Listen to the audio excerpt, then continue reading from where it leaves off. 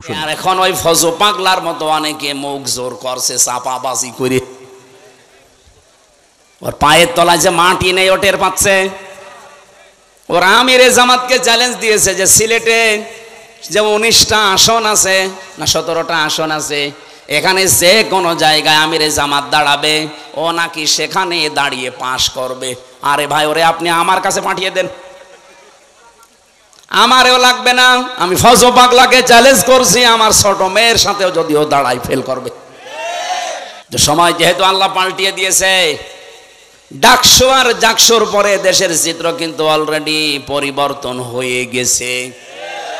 কারণ আর কিশোরগঞ্জ এলাকায় তো আমি বহু জায়গায় গিয়েছি, জানি ওর জনপ্রিয়তা কত তলানিতে।